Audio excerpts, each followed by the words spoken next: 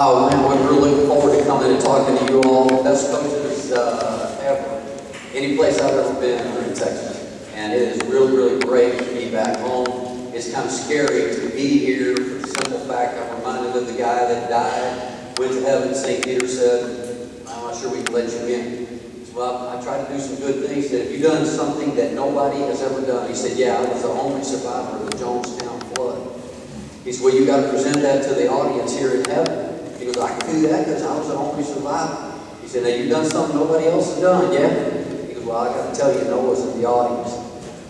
That's how I feel with you all, because I see Art and Terry, and you guys know more than I do.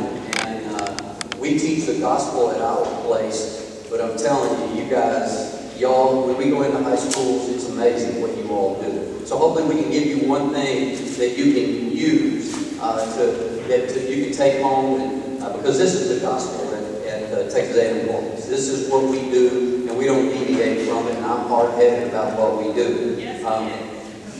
But I have help. There are a lot of hard-headed people on my staff. They say, you know, how do I get into college? If you want to be a college coach, be careful what you ask for. First of all, you've got to have a master's, and it can be an ice hockey. It does not matter. You just got to have a master's from somewhere. Number two, you got to have college experience. So you got to do a GA thing or a freebie thing or something like that. And then you got to know somebody. If you really want to get into college, we have GA jobs. You can call us all the time. We're looking for GA. So you have that opportunity to get a college situation on your resume, and we'll help you do what you want to do. People say, well, you know, what is it you do at college? Well, I dream of making millions. I want to be like my dad. And they said, well, did your dad make millions? No, but he dreamt of making millions. And that's what you do in college. You dream of making millions, and it very rarely comes around. I gave you all a grade sheet, and I use that with every job I've ever had. And primarily it's self-explanatory. It takes a lot of time. But for the most part, when I was coaching at Olton High School, and Rhonda Golan was on my team, and her dad was president of the school board, and she started every game since she was a freshman. And I graded her one night, and she did not grade out the highest at her position. And I wasn't going to start her the next game. The AD came by and said, if you don't start her, you're going to hear about it. I may hear about it, but she's not starting. And I did it off of that grade sheet. And I started a sophomore in her spot, and the sophomore played horrible the first quarter. But I just left her in there and let her play. Finally, I put Rhonda in, and Rhonda had 17 and 12. So I told Rhonda after the game, I said, yeah, you're going to come off the bench for the rest of your career. And I still didn't hear about that. So I guess that grade sheet worked for me back in the day. If you have questions about that, I put my card in there. You can give me a call because you go in and need to speak on defense. But that grade sheet is a very good tool to hand a young player to say, these are the things that you aren't doing well. You don't block out, you didn't reverse rotate, you're losing your contain, and then they can go work on it. It also works great when you got a player that dad is president of the school board, and you can show them this is why she is or isn't playing. You can hand it to them, and it's a tangible grade. So if you have questions about that, you've got my email address. I'll be glad to take the time to give you anything I have. I don't have anything that's new. I stole a grade sheet from Mark Nixon way back in the day. And the other thing that I'm going to show you, I picked up some of it from you guys because I've been in your practices, and we try to pick up stuff from everybody. Darren is going to show you a individual drill that we use. Darren Brunson has played the NCAA tournament, coached in the NCAA tournament, does an outstanding job. Please welcome Darren Brunson.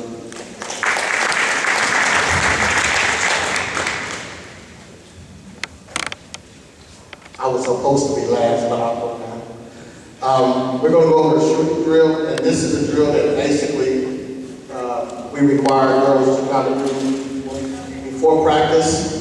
But we hate walking in the gym and you just see the girls over here talking and talking. Like, okay, this is basketball.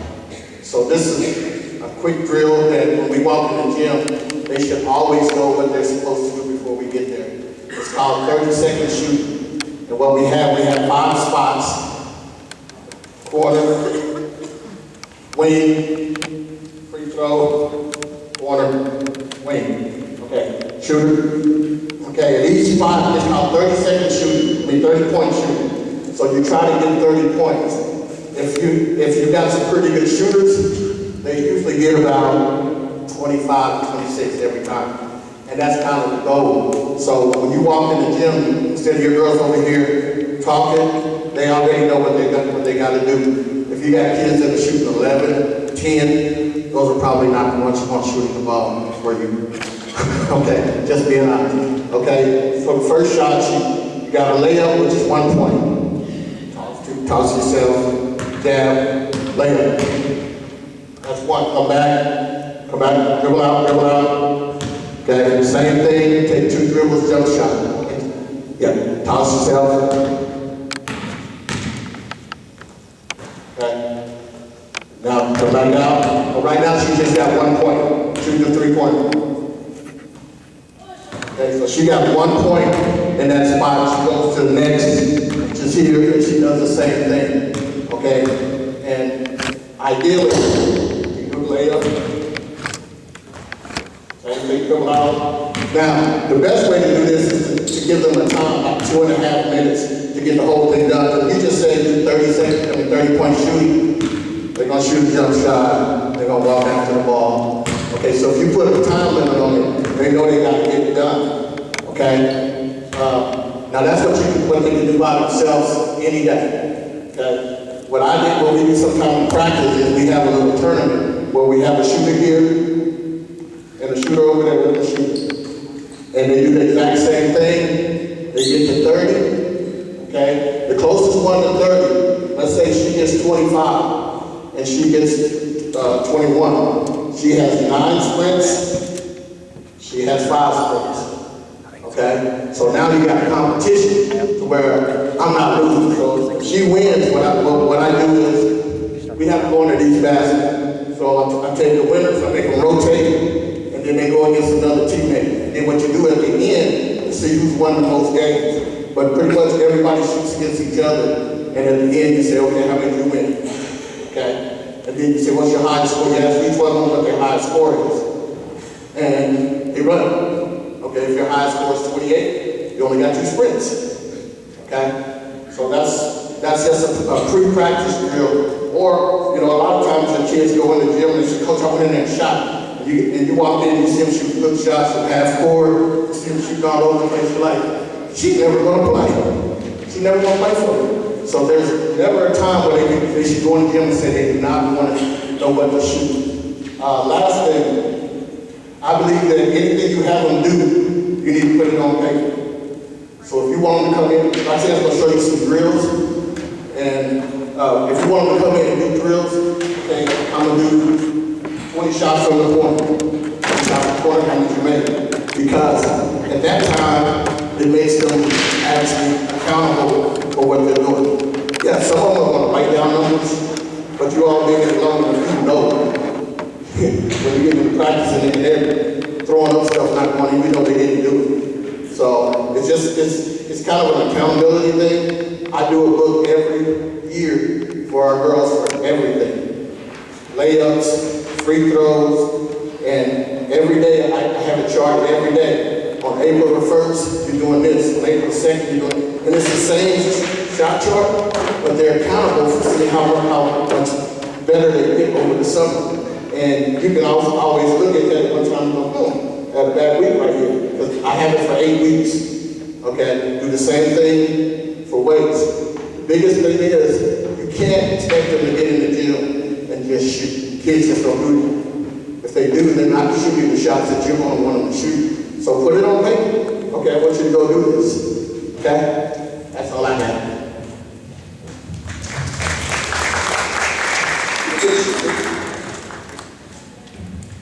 First of all, thank you for having us. We really are excited to be here. We're going to just talk a little bit on some guard development, a couple of drills that we work on almost each and every day. My favorite time is off-season, summer, a little bit of preseason. Preseason, you're basically preparing your team, to get ready to play. So the off-season and the summer is your best opportunity to create your relationships with your players. And I know you may not be able to touch them nearly as much as we can on an individual basis, but with obviously a full staff and things like that, we get 2 or three in the gym at a time, and we simply work on things. And we're very repetitive in our practices, which I'm sure most of you are also. That's how kids learn. Attention span's not very long these days. My attention span's not very long these days at times. But one drill that we definitely do, go ahead and let me get two of you right here with the ball, two of you in that corner with the ball.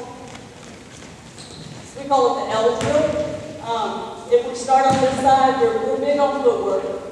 So we're gonna, unless you're left-handed, we're gonna start with the right, left foot pivot foot. Are you left-handed? Left foot pivot foot again. Basically what you'll have here is you're gonna jab right, go left, and attack the basket. Jab right, go left, attack the basket, and pretend like you got cut off. So now you're gonna drag, dribble. Yep, drag it out, good, with protection. Once you get back to the three-point line, you're going to cross over, attack the middle with your right arm. You get cut off again, you're going to drag it back out to the three-point line, between the legs, a different transition, and attack the basket for a jump shot. Yep, then you'll attack the basket for a jump shot. Gives us an opportunity to work on our ball handling and our shooting. Jab right, go left. Good. L it out, head up the entire time, transition to the middle, drag it out, different transition, and it's usually a jump shot from the block.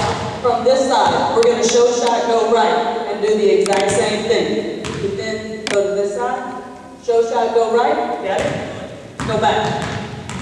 Go back, go back, go back. Show shot, go right, show shot, good, go right. Drag it out, transition, attack the middle. Drag it out, transition, jump shot from the block. Good. Once we get our jump shots in, different transitions each time, get between legs, behind the back, crossovers. Then we'll go into a Euro. Okay. We'll go into a step back. Okay, just straight up layup, okay? Straight up layup. Go ahead. Yep, on this side we're going to jab right, go left. On this side we're going to show and go. Good, drag it out. Different transition.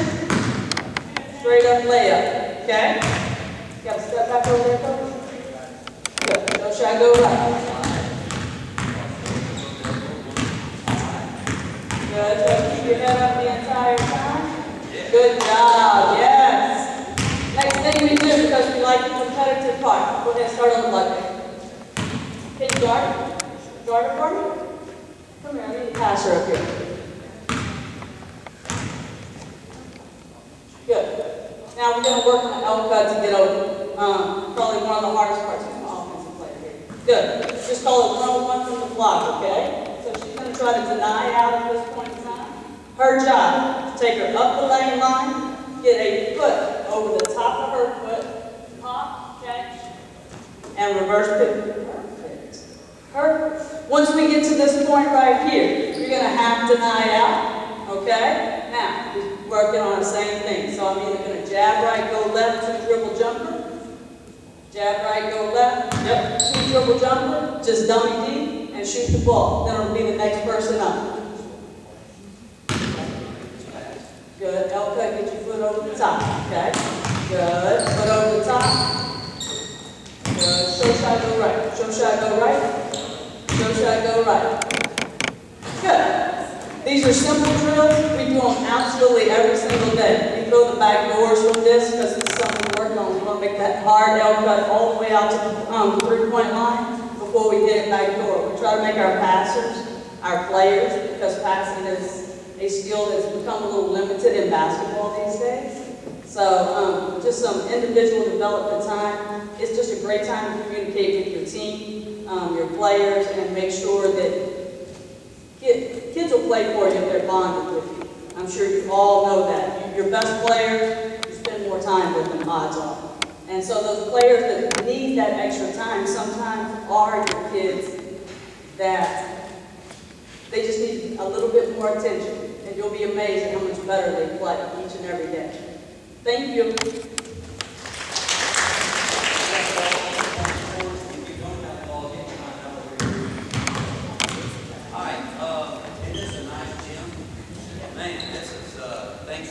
Letting us come in here. Moss comes in here, you guys, do the line right there.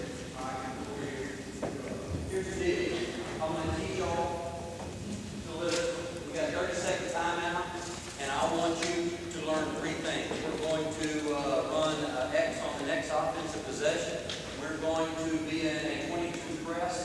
Y'all need to look at Madupe on the low block. And next trip down the floor, we're going to rematch on defense. And I want them to get all of those things and take them out to the court.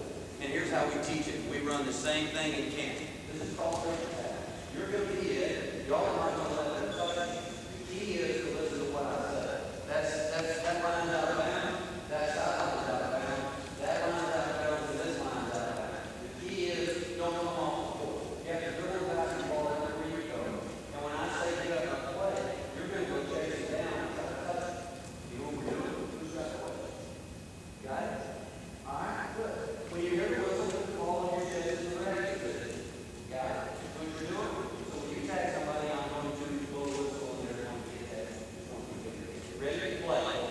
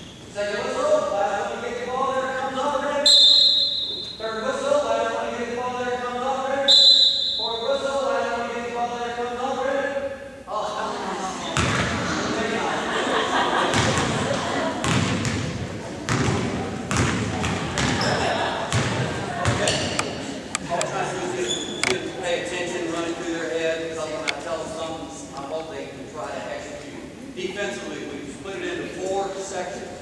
You run a line down the line. We divide the floor in half. If the ball's on the same side of the floor as my girl, I'm in open play. It's called ball side. If my girl is opposite the basketball, that is the health side. So, Darren's got the basketball, somebody come guard him. Guard him out back there and on offense. Guard her. They're on ball side. We want to overplay. We want to overplay on ball side, put the passing lane and a pineapple on defense swim. This girl's job, and we've tried everything in God's green earth, and I hope one of y'all will tell me a good thing to do, where you put your hands. We've tried this, we've tried this, we've tried hands here. Our officials at our level, if you touch them like this, that is a foul. So we have tried really diligently to never turn our hands like this. So we're trying to keep them up and we're trying to keep moving. We've called this an influence spot. We've called this a channeling spot. Try to stay between them and the basket. That's what we're hoping to do, and we're trying to send everything to the sideline. We want everything above the free throw line to be sent to the free throw line extended. Everything below the free throw line, we want it to be sent to 3 feet outside of the lane and a spot where we think we can attack them dead. We've got, you're going to be on offense, out here, you're going to guard her. You're going to be running. Ball's on that side. Since ball's on, this is ball side. This is how we guard ball side. This is what we do on the outside. And when I was in high school, I had a straddle midline. And I thought that worked really, really good for us. Well, my first year at Texas A&M Columbus, we straddle midline. We think we've kind of picked it up a little bit. We don't straddle midline anymore. If the ball's above the free throw line, I am one step toward my man. I am one step below the passing lane in a C-ball, C-girl situation, looking straight ahead, using my peripheral vision. If Darren brings the ball below the free throw line, then I'm going to slide one step toward the ball. I'm still pointing at my man, pointing at the basketball, and I'm trying to see the whole floor right here in a stance. I'll be crab stepping as I move so that I can be in a position to cover the ball when it goes to the basket. We were going to do a drill called C-ball, C-girl. We all get set up right there. This is going to be really hard for me. Don't be on that side. All right? Because I'm not a very good player. I tell them all the time I had 19 in a JV game. And Roxanne tells me all the time I never played JV. So this is going to be hard for me because I got to throw